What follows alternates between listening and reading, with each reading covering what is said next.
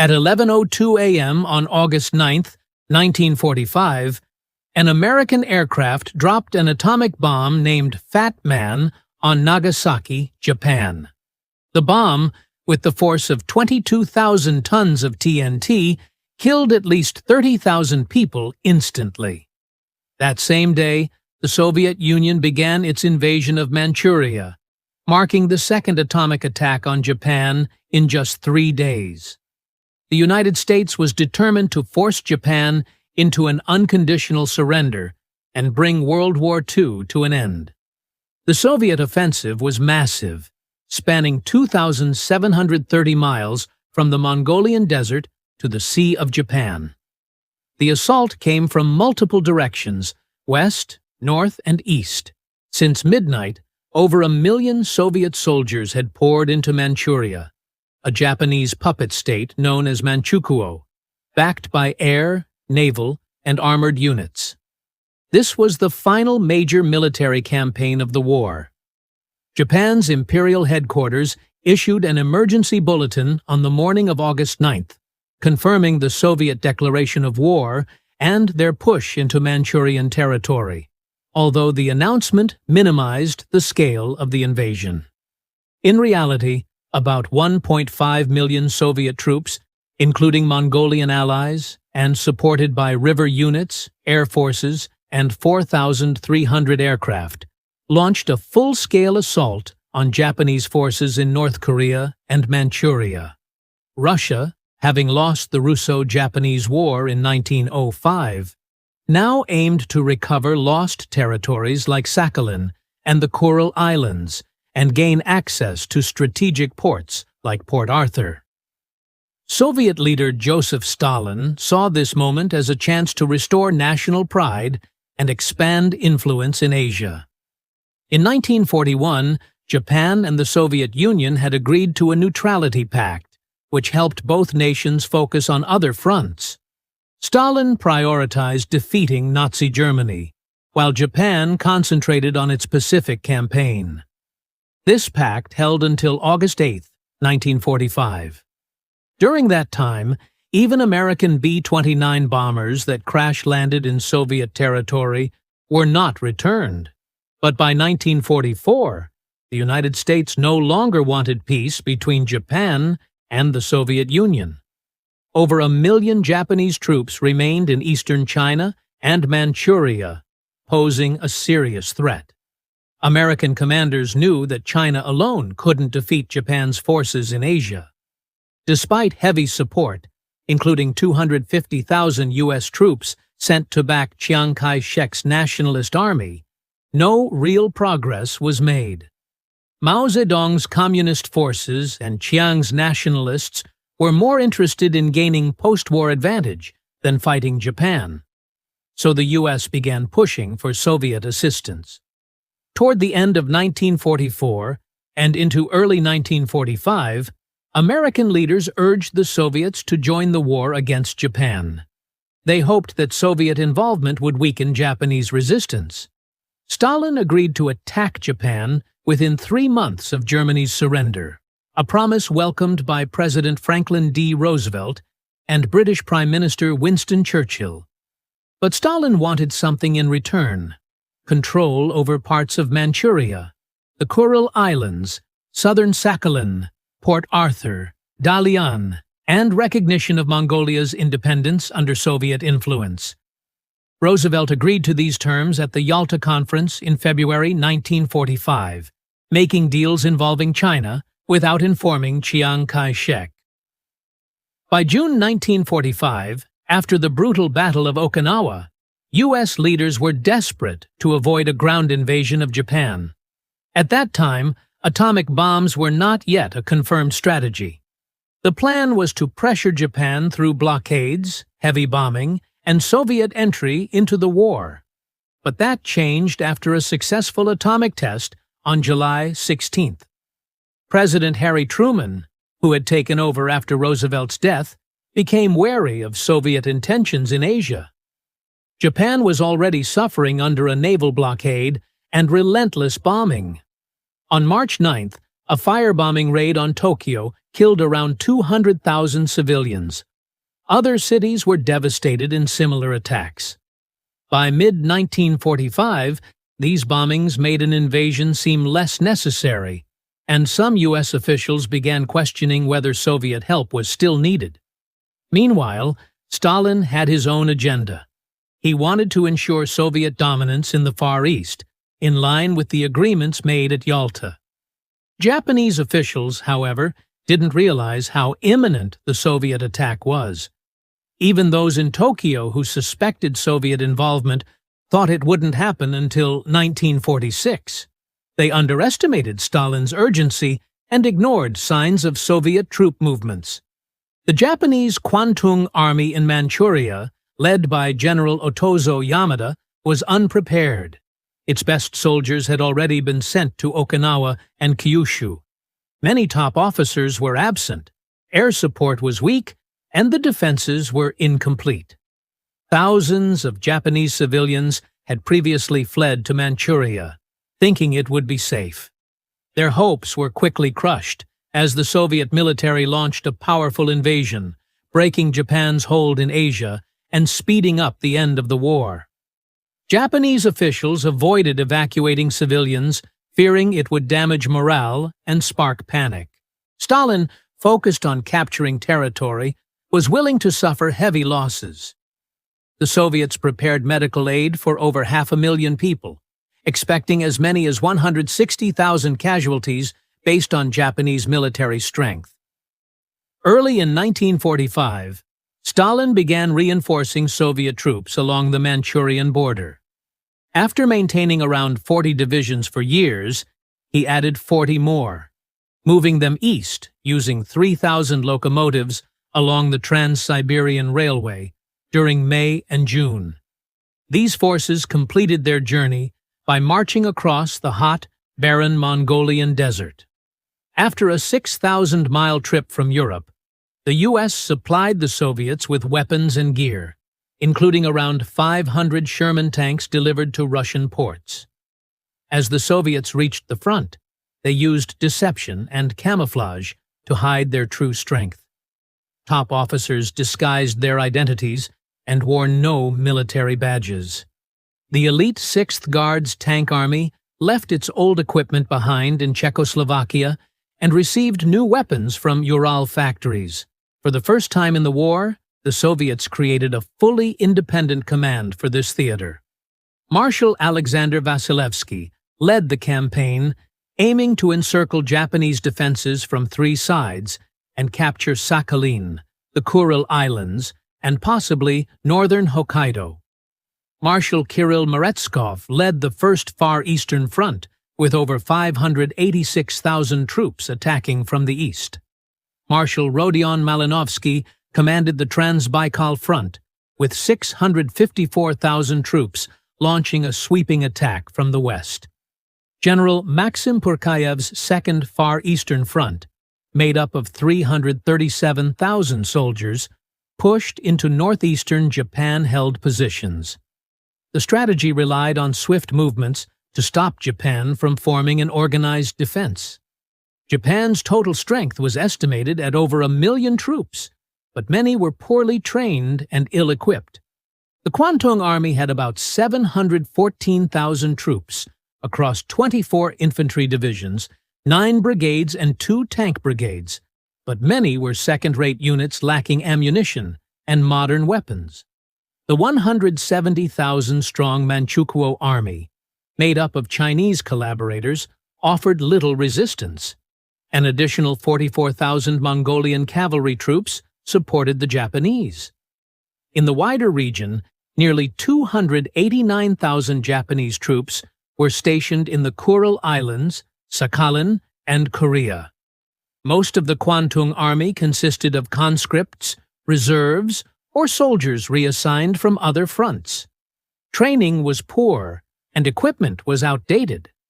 By contrast, the Soviets had over 3,700 tanks and nearly 1,900 self-propelled guns.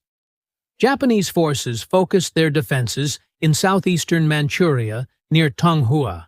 convinced that the Soviets would be too exhausted to reach them due to the rough terrain, long distances, and expected resistance. However, Japan's updated defense plans were not finalized until June, far too late to build strong fortifications or move troops to critical areas. Millions of civilians in Manchuria were unaware they would be abandoned, and even many junior Japanese officers did not fully understand the situation. Although Japan had 1,800 aircraft, only about 50 were modern fighters. They also had over 5,000 artillery pieces and more than 1,100 light tanks and armored cars. The Japanese Navy, which had always opposed the occupation of Manchuria, did not participate in its defense. In the 3 years prior, Japan had transferred its best armored and infantry units along with heavy weapons to the Pacific, leaving the Kwantung Army with few anti-tank weapons and limited mobility. By 1945, most Japanese riflemen had only 100 rounds each.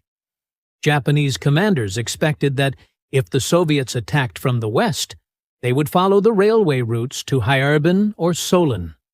They believed the surrounding mountains and deserts were too difficult to cross. Although the Soviets did advance along the railways, their main thrust came through the rugged Greater Khingan mountain range south of Solin, which caught the Japanese by surprise. Japanese intelligence had also underestimated the number of Soviet troops being moved forward. The Soviet commander, Vasilevsky, originally planned the offensive for August 11th, but after the bombing of Hiroshima, he brought the operation forward by 2 days. Sensing that Japan might surrender soon, Soviet forces rushed to claim as much territory as possible in order to gain influence in post-war Asia. At 12:10 a.m. on August 9th, without launching any prior artillery or air attacks, Soviet troops from the Trans-Baikal Front entered Inner Mongolia and Manchuria. The 6th Guards Tank Army led the way in 2 columns, and by nightfall, Soviet forward elements had advanced nearly 93 kilometers, reaching the base of the Greater Khingan Mountains. Resistance was light, except on the left flank, where the Soviet 36th Army encountered fortified border positions. In most areas, Mongolian cavalry offered only brief resistance and were quickly overtaken as Soviet and Mongolian tanks moved over 55 miles into the dry plains. When the Japanese failed to counterattack that night, Soviet commanders moved rapidly to secure the mountain passes. Though resupply was difficult, the advancing tanks maintained momentum. From August 11th, fuel was flown in to support the forward units. After crossing the mountains, Soviet forces pressed toward key cities like Mukden and Changchun. On August 14th, the 36th Army continued attacking Japanese positions at Harbin. Even though the Japanese 80th Independent Mixed Brigade had lost most of its strength, it still took 2 Soviet divisions and heavy artillery to defeat them. The final Japanese defenders in Harbin surrendered on August 18th.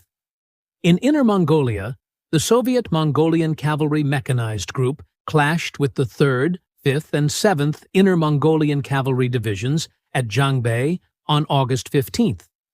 After 2 days of heavy combat, Soviet forces under General Pliev's command defeated the defenders, took over the town, and captured more than 1,600 prisoners. By August 18th, these troops had reached the outskirts of Kalgan. Even though the Japanese High Command had already ordered the Kwantung Army to surrender, some units near Kalgan continued fighting until August 21st. Once the area was captured, Soviet Mongolian forces crossed the Great Wall and joined the Chinese Communist 8th Route Army on the way to Beijing. On August 15th, the 6th Guards Tank Army began another push, but encountered resistance from Mongolian cavalry and remnants of Japanese infantry divisions. The 5th Guards Tank Corps and the 9th Guards Mechanized Corps moved southeast toward Makhan, while the 7th Guards Mechanized Corps pushed east toward Changchun. Both cities were reached on August 19th and captured within 2 days. Soviet airborne forces were also deployed there. Due to a lack of fuel, the 6th Guards Tank Army had to be transported by rail to Port Arthur and Dalian. By August 18th, organized Japanese resistance had largely collapsed, and the Trans-Baikal Front had reached its targets earlier than expected. Focus then shifted to disarming Japanese troops, managing prisoners, and establishing control over central and southern Manchuria. The Japanese 117th Infantry Division and other remaining units posed no serious threat. Conditions on the Trans-Baikal Front were quite different from those faced by Marshal Merezkov's First Far East Front.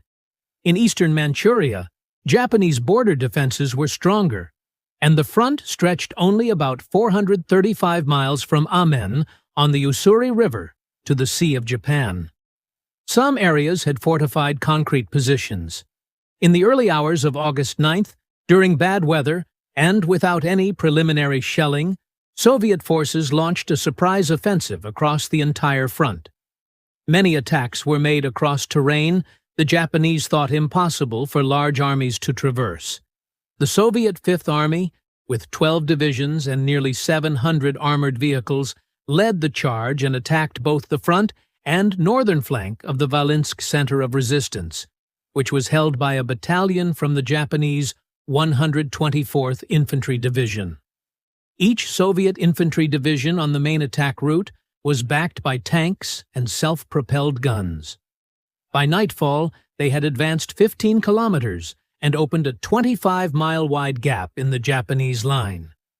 Reinforcements then further weakened remaining Japanese positions in the Valinsk, Suifenho, and Luentai areas. The key road hub at Mutanchiang, which was also the headquarters of the Japanese First Area Army, became a primary target.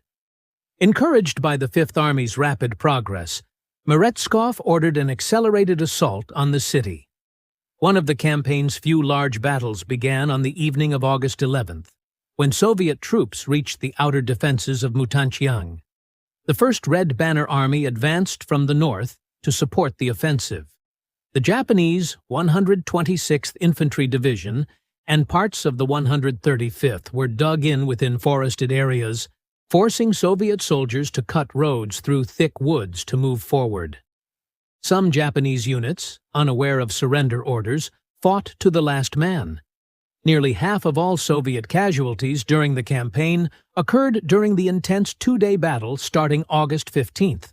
When Soviet tanks reached the headquarters of the Japanese 126th Division, Japanese transport troops carrying 15-kilogram bombs launched suicide attacks, destroying multiple tanks.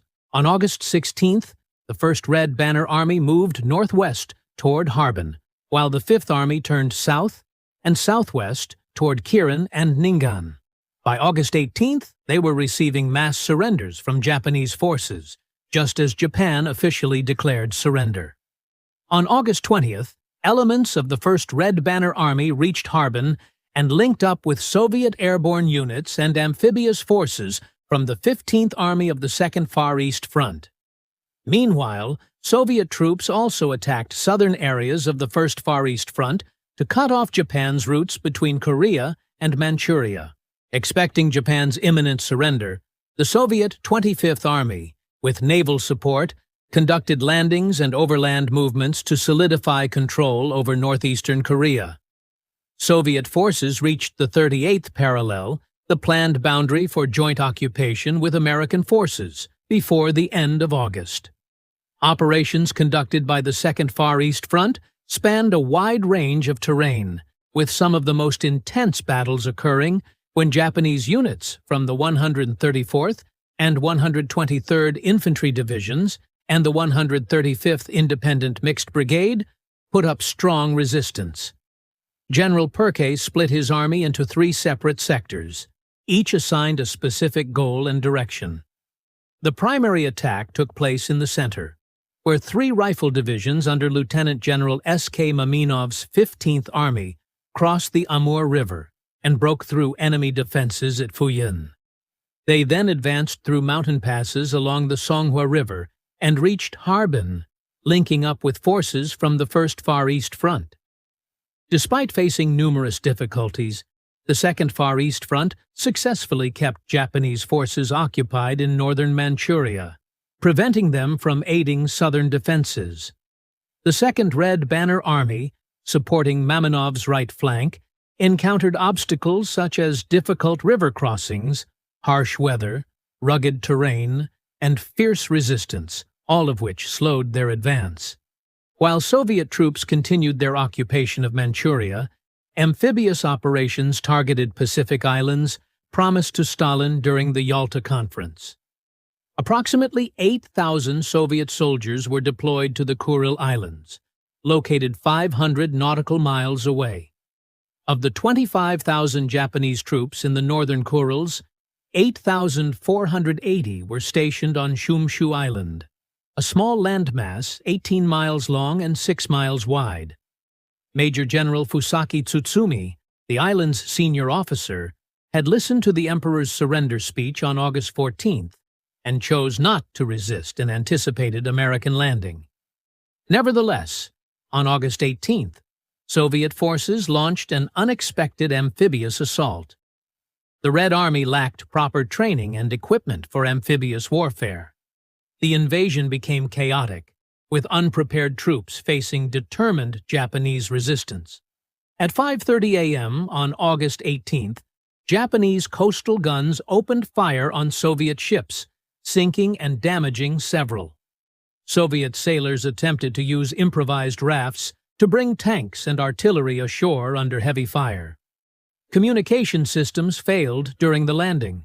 A Soviet escort ship was struck by what may have been the final kamikaze attack of the war.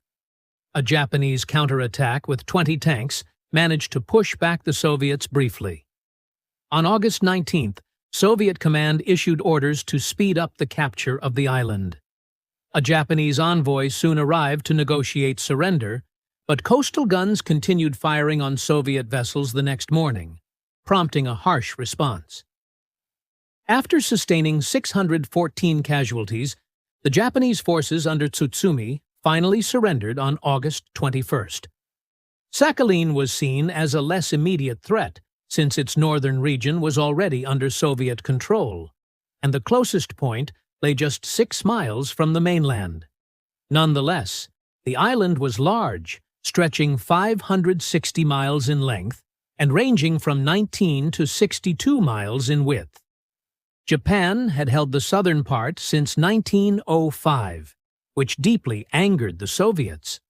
The terrain was rugged, featuring steep hills, swamps, and thick forests. The Japanese had heavily fortified the region, driven by pride and strategic concerns.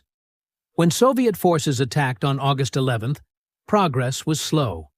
The key stronghold at Honda resisted fiercely, and only fell after intense combat. Bad weather prevented effective air support, and some Soviet tanks became stuck, forcing infantry units to proceed on foot. On August 16th, Japanese forces launched desperate human wave attacks, causing heavy casualties. The Soviets slowly moved forward the next day, using artillery and airstrikes.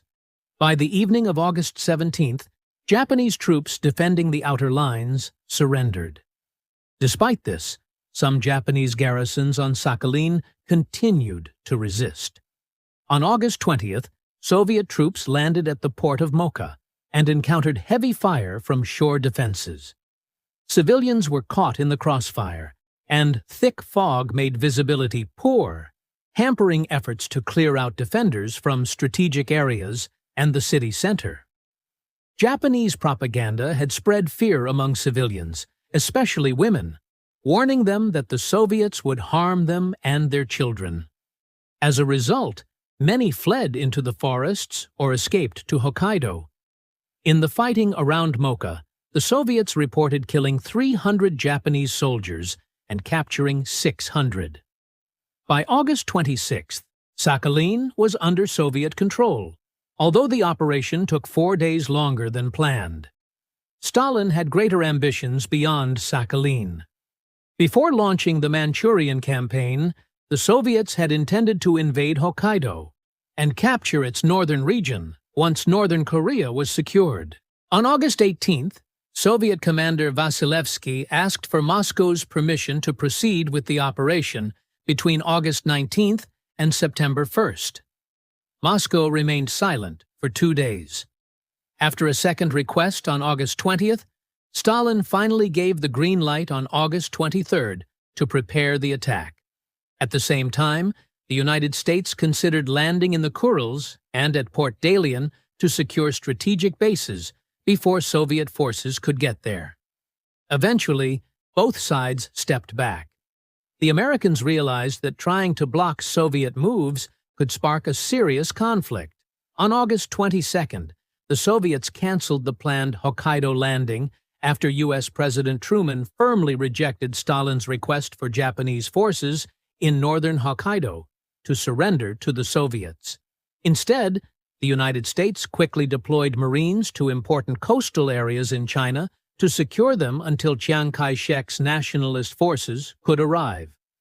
It was with extensive American support, including personnel and transport aircraft, that the nationalists managed to regain control in eastern China during the fall of 1945.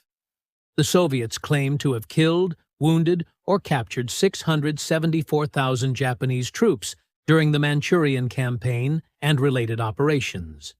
In contrast, the Red Army suffered 12,031 dead and 24,424 wounded, losses similar to those the Americans experienced at Okinawa. Japan officially reported 21,000 dead, though the actual number was likely closer to 80,000. Chiang Kai-shek asked Soviet troops to remain in Manchuria a bit longer so that nationalist forces could establish control. Stalin had promised the Allies he would recognize Chiang's government as the legitimate Chinese authority. However, from January to May 1946, the Soviets stripped Manchuria of its industrial infrastructure before departing. They claimed the equipment they took was Japanese-owned and thus legitimate war reparations. Factories and steel mills were dismantled and transported to the Soviet Union via the seized Manchurian Railway. At the same time, hundreds of thousands of Japanese prisoners, both military and civilian, were sent to Siberia and forced to work under extremely harsh conditions with little food. Chiang made a major strategic error by concentrating on Manchuria. When civil war broke out in China, his forces there were isolated. Even substantial American aid couldn't fix the deep corruption within his regime. Ultimately, Chiang lost control of nearly all of China. Only Formosa, now known as Taiwan, remained under his rule. By 1949, Mao Zedong had taken control of the mainland. Ironically, Japan's wartime slogan, "Asia for Asians," became true in a way they never expected. The Chinese reaction to the Soviet invasion was mixed. Initially, the Soviets were welcomed with open arms. But enthusiasm quickly turned to horror, as many communities suffered abuse from Red Army soldiers, including widespread sexual violence, something already witnessed in Germany and Eastern Europe. Even Chinese communist guerrillas were disturbed. Zhu Yang, one such fighter, said they had once viewed the Russians as comrades and allies, but were devastated by their disrespect for local people. Another guerrilla, Zhangde, merely remarked that the Russians were acting just as they always had.